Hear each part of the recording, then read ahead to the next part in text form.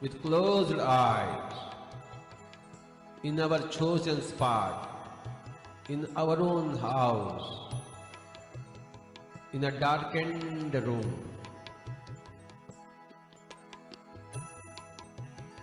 Some nice fragrances around, nice perfumes around.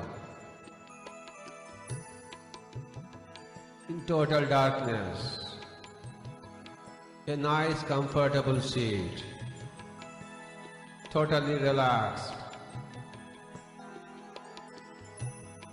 crossed legs, crossed feet, crossed hands, crossed fingers. No sounds whatsoever in the mouth, and no forms whatsoever in the mind. Being with the breath.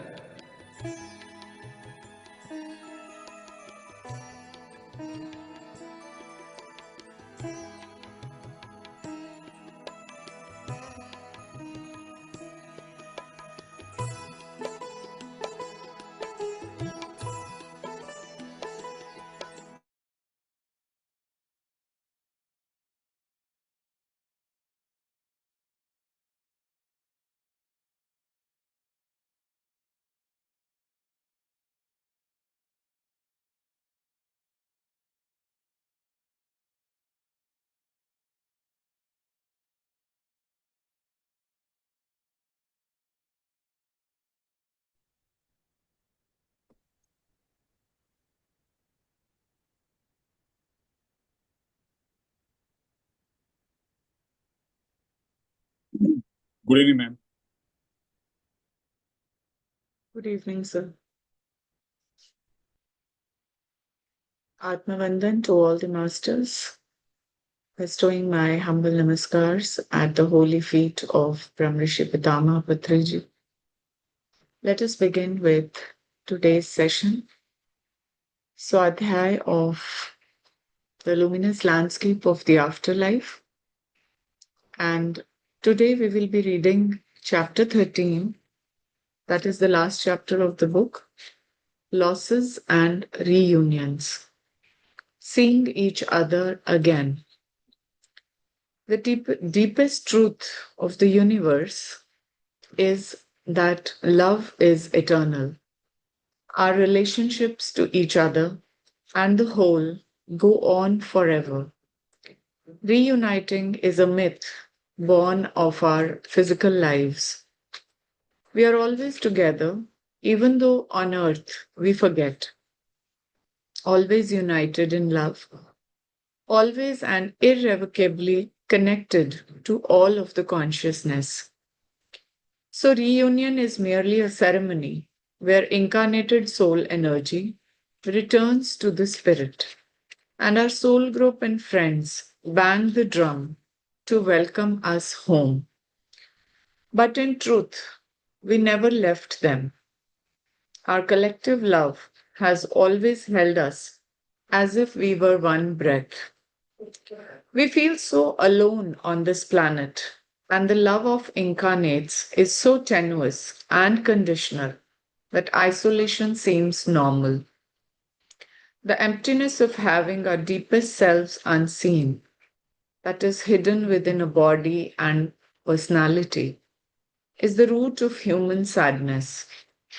And it is why the hope for union animates all our relationships with both the living and the dead. We cannot know in this place that our aloneness is an illusion created for our own growth. As we approach death, the thought of reunion often seems more sweet.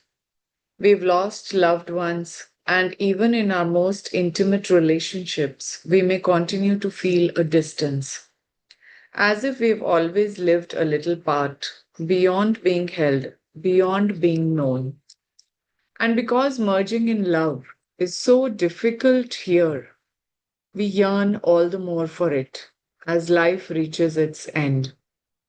Instinctively, if we listen to our soul's truth, we can feel the imminent approach of our joining to all that we love. We can use this hunger for reunion to begin welcoming the transition. Souls we love who are now in spirit often appear to us in the days or hours before death, when possible, as part of the plan to ease our transition. They remind us that we are going home and there is nothing to fear. This is not the product of a dying brain, anoxia, or the shutting down of body systems. Instead of being a sign of confusion, these visits reflect the clarity that comes as our soul begins throwing off the limiting shell of the body. So, while reunion isn't what it seems, as we've always been together, the illusion of being apart, when we are finally released from it, brings a soaring joy. Even in the confines of these bodies and of physical life, we can imagine the return of someone we love and thought forever lost. You've seen the rapture on the faces of families reunited after many years in new stories. That feeling fills our soul as we first glimpse loved ones at the landing place. So, this is a kind of a hunger, a hope for meeting our loved ones whom we've lost in the physical world. That can be treated as a sign that we can welcome the transition from life to death. So, the souls that have now vacated their bodies, they would be found welcoming us after we leave this place. And Jordan here says that reunion is not what it seems because we were never separate, we were always united. But in the physical world, we always get that illusion of being apart. And when we feel finally released from it, that is, death is actually coming back to the reality from this illusory world. So that brings us joy in the end. The next heading is preparing to rejoin loved ones. Souls and spirit remain very conscious of loved ones who are still incarnate. They are aware of how our lives unfold and connect with us whenever we think of them. And these are active relationships that continue through all the years of separation. As death approaches, take time to remember all the souls you love who are in spirit. Enjoy sweet reminiscence. Nourish yourself with images that promote fondness and affection. Such feelings of love can call these souls to you in reassuring pre death visits. These can call these particular souls to be present as you arrive in the landing place, and these can attune your soul to recognize and receive sensations of love in the afterlife. As mentioned before, this attunement helps direct your attention to the presence of love, guides, and soul friends in the landing place. Further, it helps protect you from fear based hallucinations or imaginings born of old religious beliefs. The next heading is the dark door. Death appears to us as a dark door. Beyond the door is a secret that we yearn for and often fear. The amnesia we were born with, so we would take this life and its lessons seriously, keeps the dark door tightly shut and fuels our imaginings of the other side. While death is a minor event for a soul, a mere transition ushering us towards the afterlife, it offers one significant challenge. Our soul knowledge, remembering past lives, our soul group, and all the wisdom acquired in our incarnations, doesn't spontaneously reappear after death. The exception is more advanced souls who've grown and evolved over many past lives. For most of us, though, the period immediately after death can be confusing because the amnesia fades slowly. In some cases where souls don't know they've died, where they've great fear or retain an intense attachment to their physical life, or where they've lived selfish lives devoid of love, the amnesia may endure for a longer period. This is the precise reason for this book and the ancient books of the dead. In many cases, souls require a significant revivification period to remember who they are. All this explains why the transitional bardo exists to offer an extended period for the soul to remember its essence, its purpose, and its history. Reuniting hastens and advances the process of remembering who we are. Many souls, on first glimpsing a lost loved one, are still far from aware of their place in spirit. All they know is that someone who abandoned them in death has returned.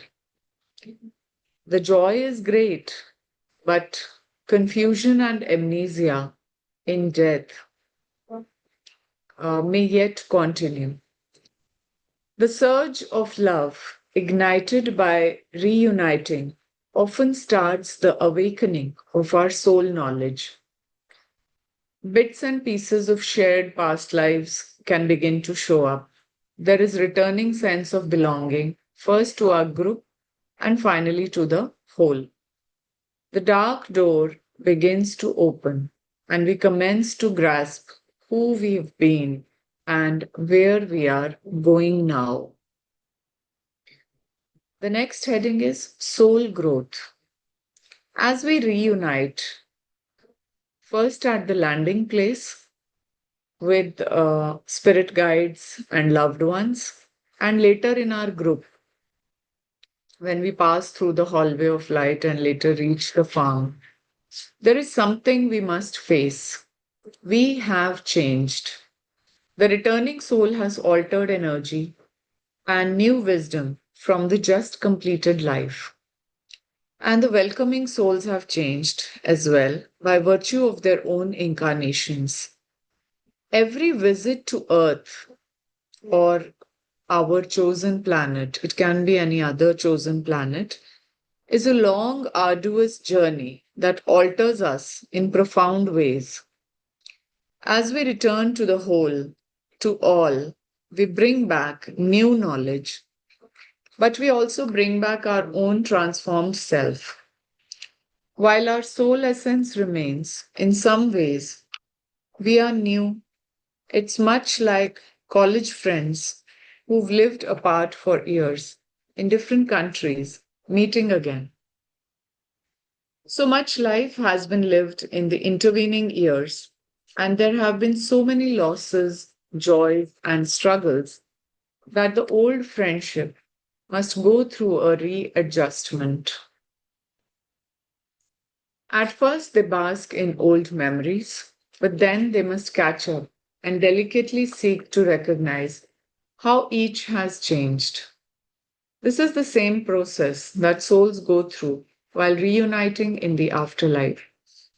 They must carefully and with love recalibrate a new sense of each other. This process of discovery can be very intimate and beautiful, but it can also be jarring because a single lifetime may carve in us great change. And the last heading is home. In this book of the dead, you have a star map, a navigation guide to the afterlife. It is meant to help you through the transition and some of the important moments of discarnate life. It can also be used to protect you from fear. Remember, you will be received, you will be cared for, and you will be loved. That is the absolute truth about the time after death. and it's the core of what you need to know. That said, developing your own navigational skills now is a tremendous asset in the immediate post death afterlife. Books of the Dead, and this book is no exception, are the original self help guides. While many of the ancient books are more myth than truth, they all offered skills to find landmarks in the afterlife terrain. Welcome to your death, to this journey. It is one I have taken many times. I hold up the lamp for you to see ahead, to help you walk unafraid.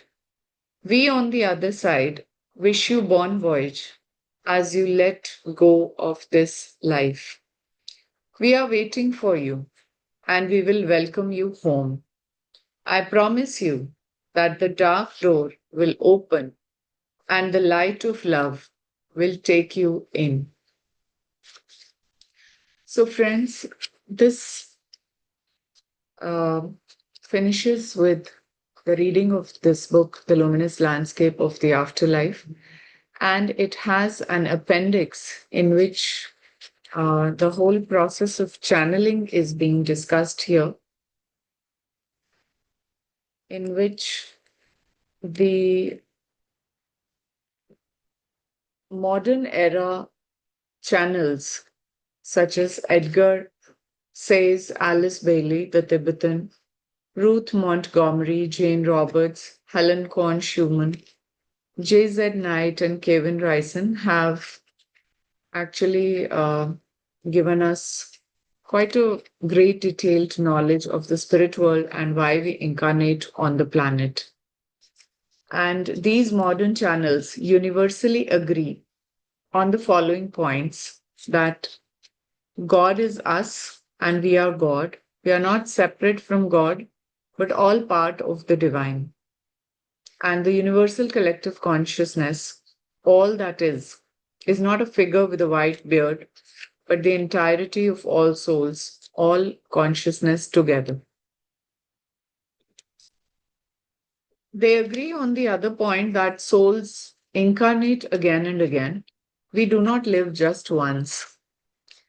And while there are bardo where souls adjust to being dead and heal from pain and confusion in their lives, there is no concept like hell. There is no prince of darkness tempting us into damnation. There is no punishment. We come to earth to learn and evolve as individual souls and ultimately bring back what we've learned to all that is God. We are all one while also retaining our soul identity. And now there is a channeling process that is being defined for everyone. And it's a step by step process in which Jordan has um, given this detail about how uh, channeling is not just the exclusive province of mystics and prophets and seers or mediums. I mean, it requires no special gifts. Anybody can do channeling, and it doesn't require clairaudience, no access to spiritual visions, no ordinary into mystery school or any form of priesthood. Channeling is like a prayer. Anyone can do it. You can do it if you care to follow the simple steps of the process and begin a two-way communication to entities in the spirit. They are just a thought away. The mere intention to communicate opens the channel. So let us step by step go through the channeling process. And this is, I mean, this sounds very easy that we don't need any prior training or any kind of mystery school. to do the process of channeling at it. It clarifies that you don't have to be having some kind of mystical prowess to check the process of channeling. So anyone can do it, just like we do our daily prayers. And the first step to channeling process is to select a place to channel that supports feeling safe and grounded. It could be at a solid feeling desk or table or in a chair that you associate with comfort and calm. Second, decide on a spiritual address to send your questions and messages. Is there a particular loved soul now in the afterlife with whom you want to communicate? Do you want to send questions to your spirit guide, the one who supports and watches over you? Another choice would be to send questions and messages to the part of your own soul that always remains in the spirit. Remember, only a part of our soul incarnates. So you can communicate with that part, that higher self of yours, your own soul knowledge. You might also choose to communicate with the divine, the whole, all that is God. Before attempting to channel, be clear which entity you are seeking to reach. Third, select a talisman, an object that represents your connection to the entity you will channel. If it's someone you loved on earth who is now in spirit, you might use an object that belonged to them or that they gave to you. Otherwise, choose a talisman that symbolizes your spirit guide, higher self, or God, whichever you plan to channel. Mandalas, sacred stones, crystals, Buddhist or Celtic knots, or other symbols of spirit are often used. Fourth, use an object. Candles work well for eye fixation. If you choose a candle flame for your focus, find a base that's pleasing in a color you associate with peace, nature, or spiritual connection.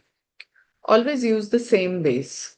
The accoutrements of ritual are important. And then take a breath, and as you slowly exhale, feel the intention to make contact to open the channel. Sixth, begin a mindful breath meditation. This meditation creates a mind altered state, a doorway on the other side. So, as we did in the earlier meditations, these are the points that are specified here as to how to do that meditation. So, the first one is that we have to be in our normal natural breath and focus awareness on the diaphragm region, the genesis and center of your breath. Breathe in and out slowly. And then on our first out breath, we will count 1. With our second out breath, 2, and so on until 10. We will repeat these cycles of 10 breaths until you feel significantly relaxed and receptive. During these breathings, if a thought arises, notice it, but don't dwell on the thought. Return your attention to your breath. Thoughts will always show up during meditation, and this is normal. You should not be judged as some sort of failure. Your only task is to return awareness to your breath each time you notice a thought. And keep watching the candle flame throughout your meditation. The seventh point is use a light divination to expand openness and receptivity by imagining a star of light about 6 inches above your head. It is a reflection of the candle flame before you. Now visualize the star expanding until it's an orb of yellow light, the color of the sun. The light above you is the channel, the connecting place between you and those in the spirit world, your loved ones, spirit guides, your own soul in spirit or God. The channel is now open, and your mere intention to connect keeps it so. Next is point number 8, and it tells us to keep a record of every channeled conversation. You will find it important to review this over time as there will be much wisdom in your journal. So, in a special notebook that you keep only for channeling,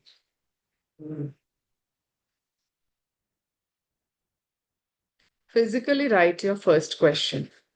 Maintain openness to whatever you receive in response to your question. Watch the words form on the page. The answer will show up in a variety of ways. Usually, in the beginning, the communication is halting. A word or two will come. Just write them down without judging or trying to understand what they mean. Listen to the voice in your mind. After the first word or two, wait. Stay open to receive the next phrase or the rest of the sentence. And write that down too. Wait again. There may be more.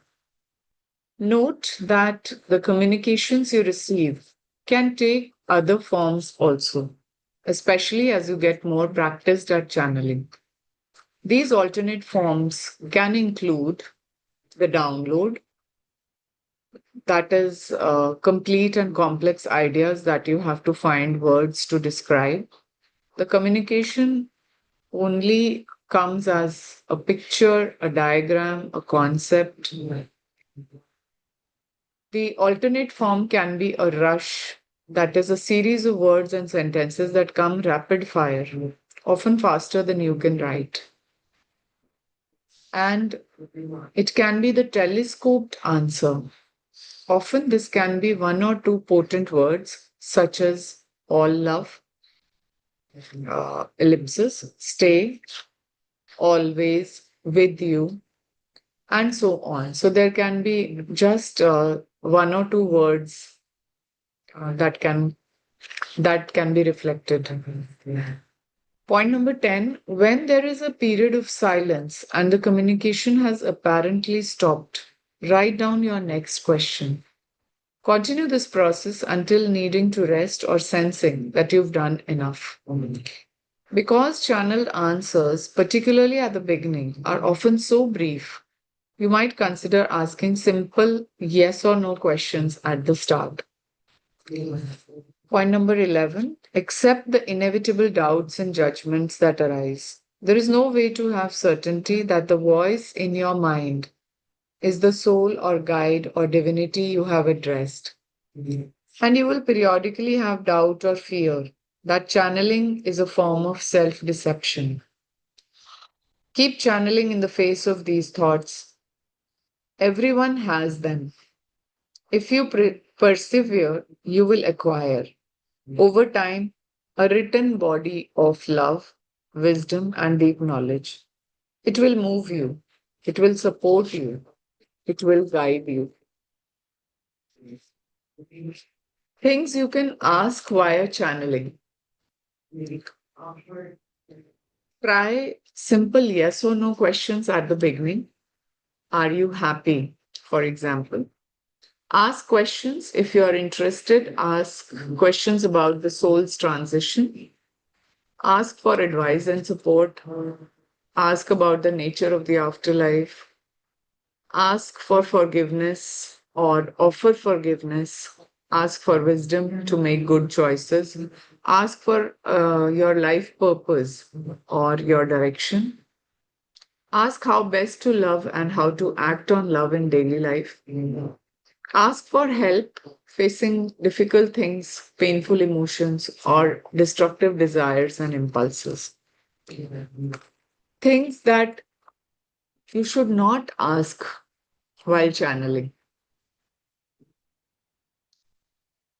The future is off limits in channeling. Entities from the spirit world are not allowed to reveal the future because such knowledge prevents you from learning and making decisions of free will.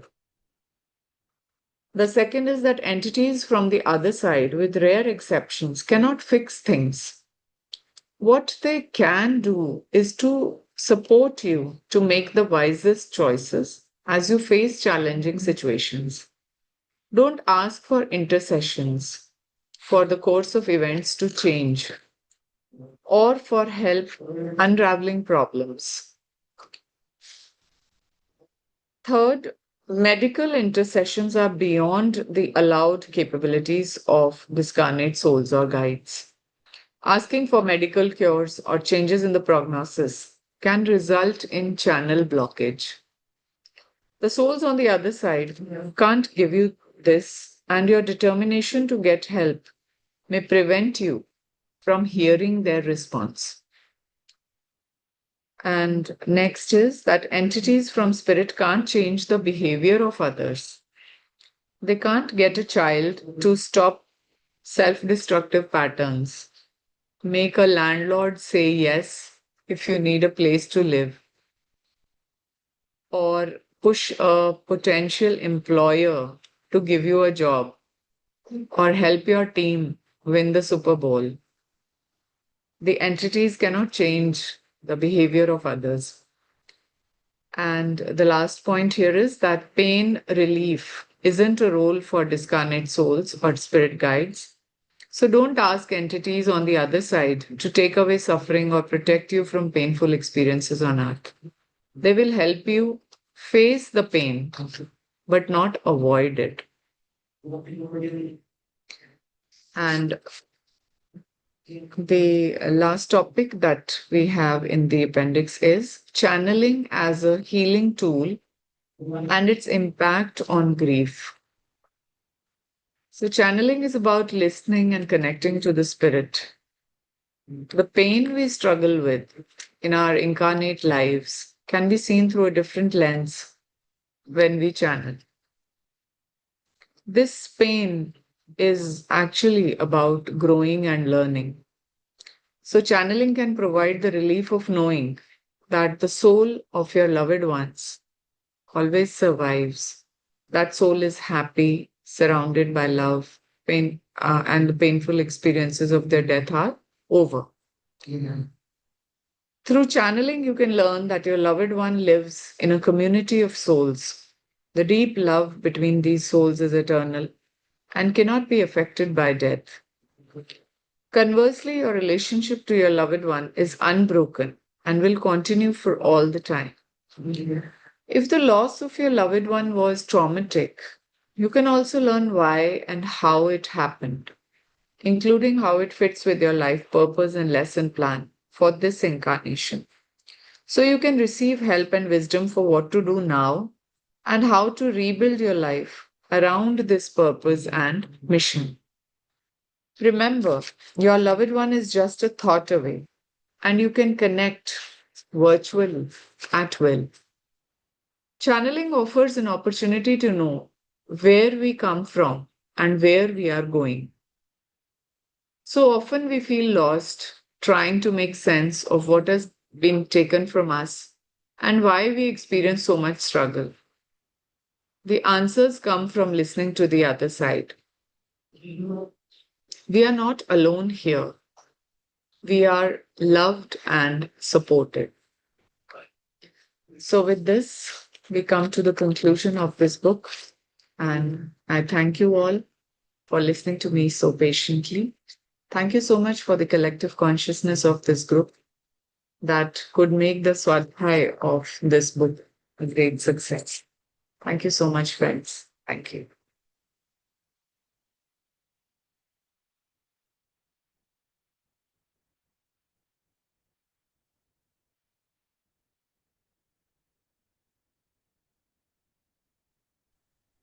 Thank you, Kiran ma'am. Thank you, ma'am. Really enjoyed and tried to contact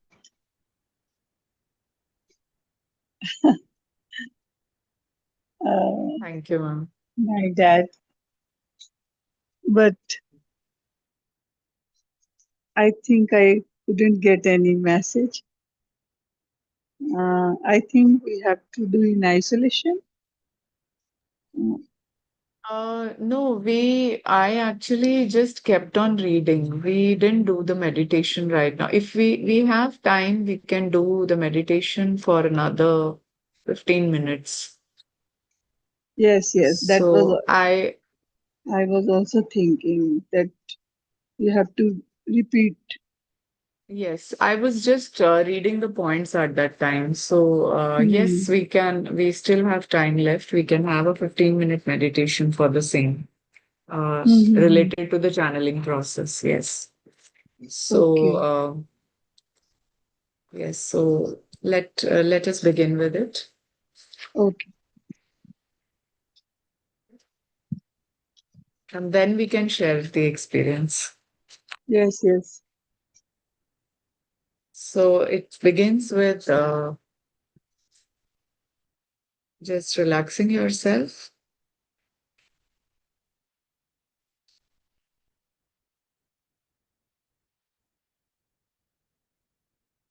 having this intention to communicate with your loved one who is in the afterlife.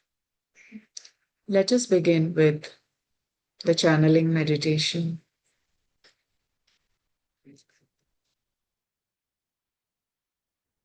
Just relax yourself in a place to channel. Decide on a spiritual address to send your questions and messages. That address could be the person who is in the afterlife. It can be a particular loved soul. The spiritual address could be your spirit guide who supports you and watches you over. The address could be your own higher self, the one who always remains in the spirit, and only a part of it has incarnated as you on the earth.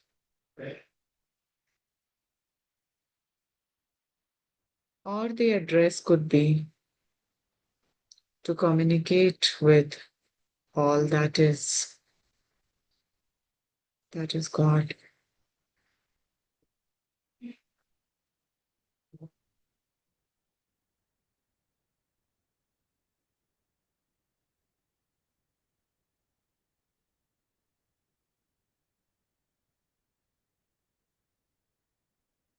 When you do this meditation alone, in a sacred space and time, select a talisman and you can use a candle for eye fixation.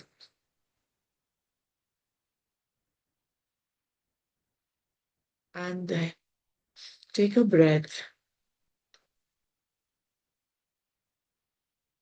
and begin with a mindful breath meditation.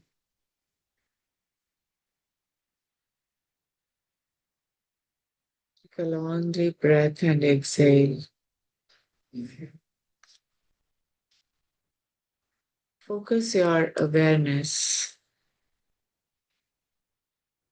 on the diaphragm region,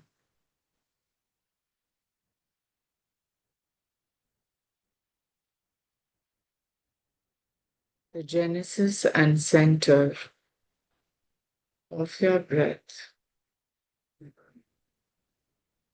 Breathe in and out slowly.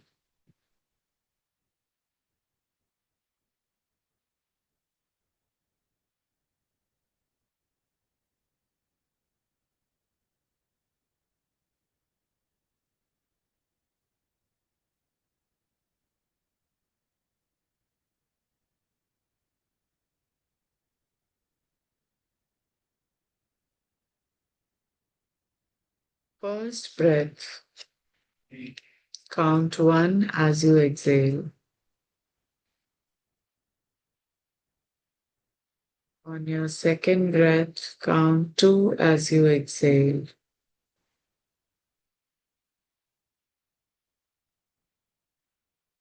And in this way, count up to 10.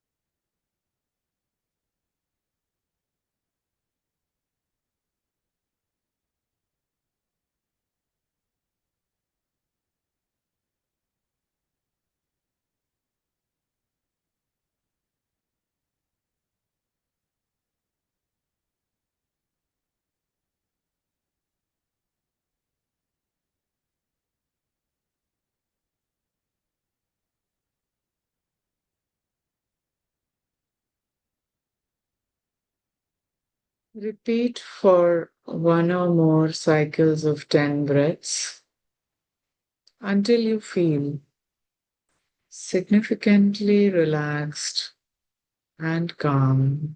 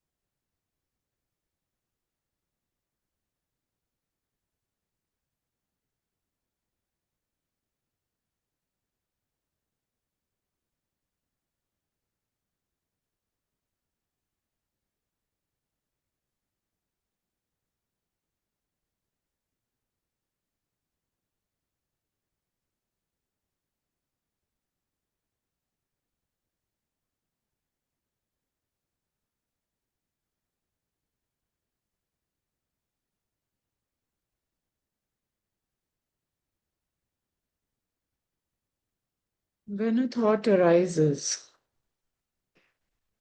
notice, but don't dwell upon the thought. Let it go. Return your attention as soon as possible to your breath.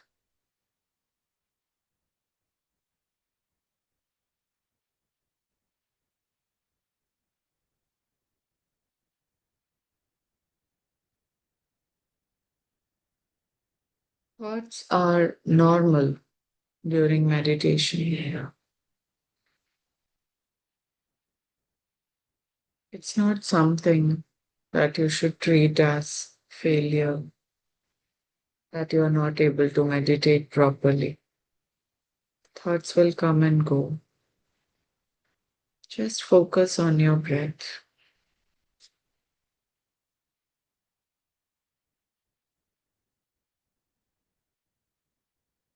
Your only task is to return awareness to your breath each time you notice a thought.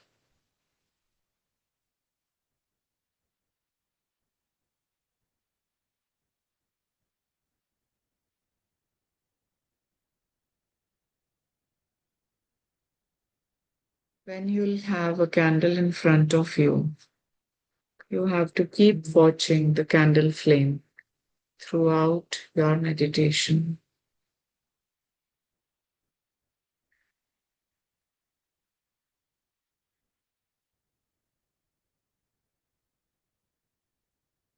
Imagine a star of light about 6 inches above your head.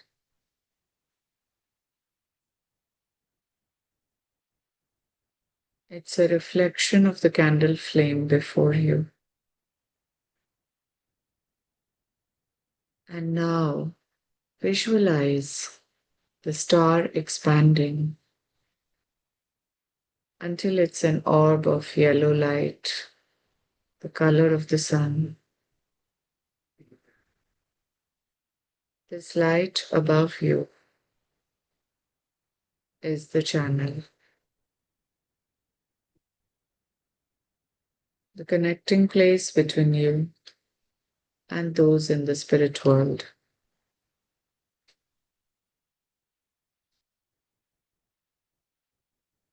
The channel is now open, and your mere intention to connect keeps it so.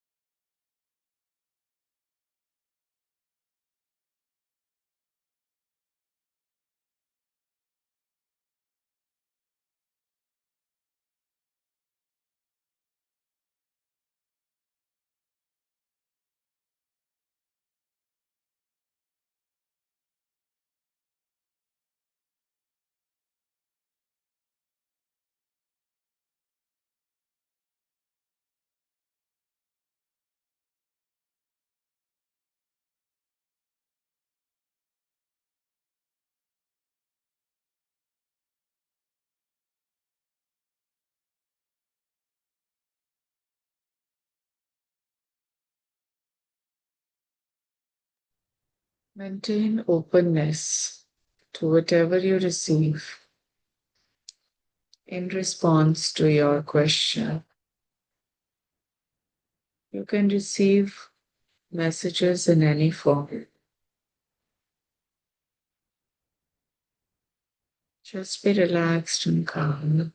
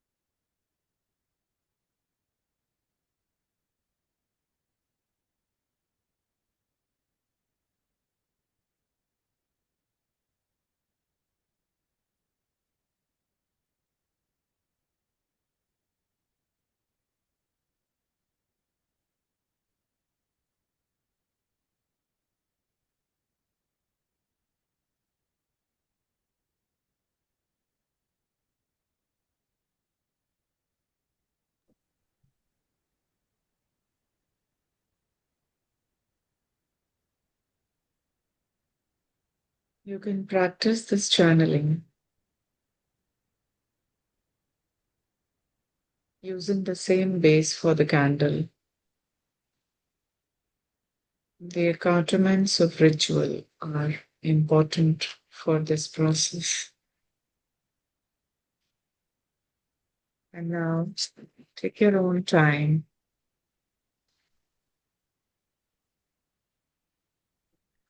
Slowly and gradually, you can come back to your normal state.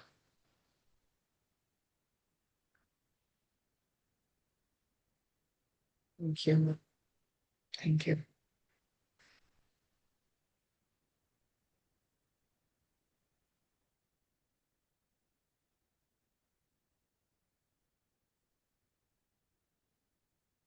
Thank you, Kiran, ma'am.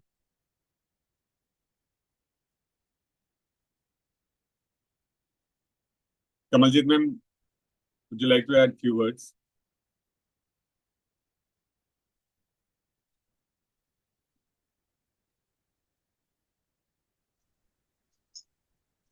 Thank you, Kiran ma'am. I tried to contact my father um, again, and as I told you that I tried when you were reading, but now I was able to connect, and I I took the help of my higher self initially, and then I had three questions in my mind, and I got the answer.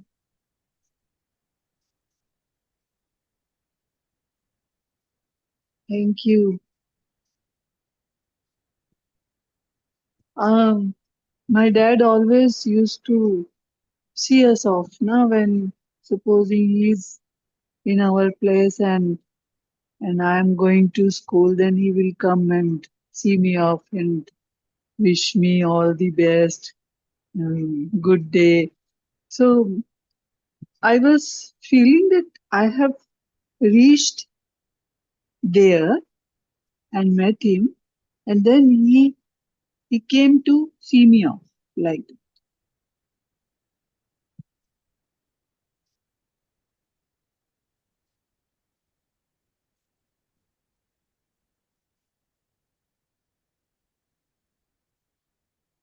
Wonderful, ma'am.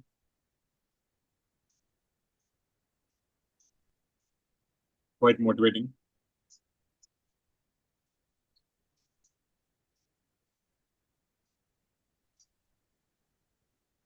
Here in the process, we are told that we can keep an object that was used by our loved one as a talisman.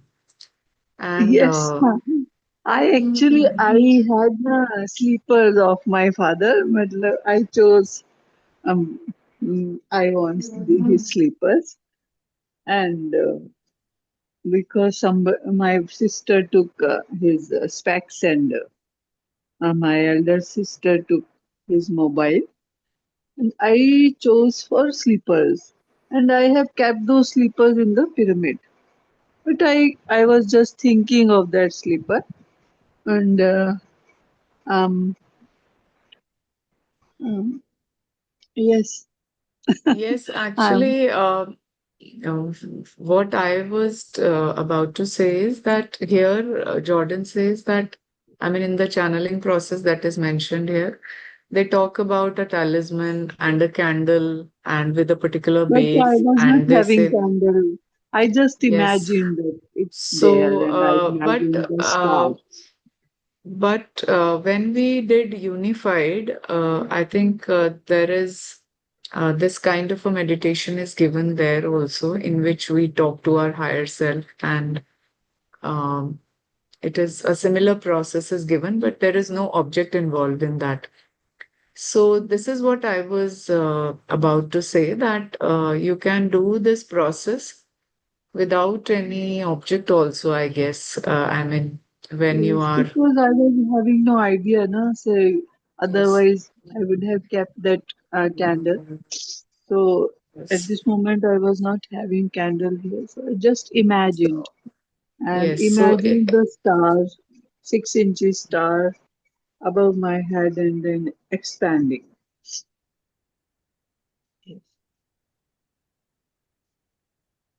Thank you so very much, Kiran ma'am. Yes, ma'am. Really, So really yes, this is beautiful. what here also in the process, eventually, first they tell us the rituals and then eventually they come to visualization only, that visualize the star above your head and then feel that it's an orb of light. So yes, wonderful experience, ma'am. And I think if we practice it ritualistically, like in the beginning, it says that you will get some kind, you can get messages in any form. So I think we should not run after messages. I think the rituals are important, and we should make it a practice that we sit daily. And if actually we um, want to do the channeling process, then it has to be done religiously without having this kind of an intention that I'm going to, why didn't I get a message today or tomorrow? I mean, intention is important, but you can get it. Say one day you got some kind of a feeling, another day you got some kind of a word or something. So I think what is being mentioned here is that we need to be patient enough and maintain a record of whatever you are experiencing. Okay.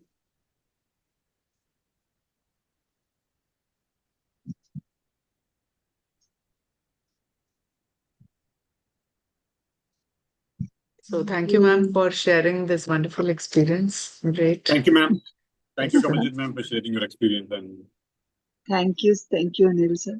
Thank you, Kiran ma'am, once again. Kiran, ma'am, a And small request, just in case if from somebody, I mean, there are a couple of people who are in touch with me. They were just inquiring how the session was going on and all. Just in case, if ever there is any question, would you like to take tomorrow, or I mean, how will that be, ma'am? How can you spare some time? Just in case if anybody wants to have a discussion session, are you we can available have sometime it tomorrow? on Sunday, probably. We can have a meeting on Sunday, not tomorrow. Okay. But Sunday, we have our pyramid program in the morning, let's say till lunch. It is going to be around And our then, same Babaji time only, 9 to 10. yes. 9 to 10. But I don't know if I'm eligible enough to give answers to all the questions.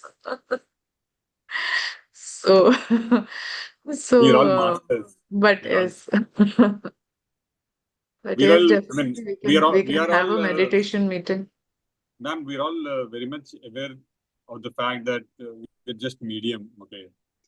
If it has to come through us, it will come. Okay. So we're just mediums, and trust me. And Yes. So my deepest gratitude to you also for having that trust on me and bringing me to this channel and giving me this opportunity to do the reading of the book. And yes, wherever I'm being approached, I will try my level best to one thing I wanted have. to tell you, ma'am, one thing I just want to tell you sincerely, this Swadhyaya session has benefited me a lot. I mean, I cannot just describe it in words. And there are many lazy people like me, I know. And this session is actually uh, helping everyone as, towards their ascension goals. Okay. And see, I mean, the content is available in, I mean, all over the world. I mean, if you see Luminous landscape, as I said the other day, on day 2, I told you, like, I mean, even there were many interviews of Mr. Matthew McKay, and we can actually leave, I mean, hear his voice, and that was also there. But the session, the going through one chapter by one chapter and contemplating upon it, and it is actually is the process of evolution. Okay, so whatever I was yesterday, I've advanced, I've ascended a little more today. So is the case with others, and I'm grateful to you and everyone around that everybody is participating in the ascension process and everyone is ascending. We as a soul group, we are all evolving for a greater good. And So is the case with me also. I'm also Um, evolving. yes, I agree with you, Anil sir. Thank you. Really, day by day, I feel change in myself. And yes. Uh, thank you, Kiran ma'am. so let us all stay united and in the journey. And that's all I wish to the soul group. Yes, Okay, so we I can think have an experience sharing meeting on Sunday regarding autobiography of a yogi also, and um, the luminous landscape of the afterlife also, like that we I'll can ping those people. have. I'll ping those people once, and they may have some doubts, and they must have picked up certain sessions online while going through YouTube thing. And at any point in time, if there was any data breakdown, if they had any doubts or if they wish to convey their messages or they wanted to share their experiences, I will ask them to. I'll first of all I'll check with you for your availability, and then I'll schedule a session accordingly. Yes, yes, In any case, yes. with Haripriya ma'am, we will be doing one session if you are available tomorrow. That will be exclusive to us. 1 second. I'll stop the recording.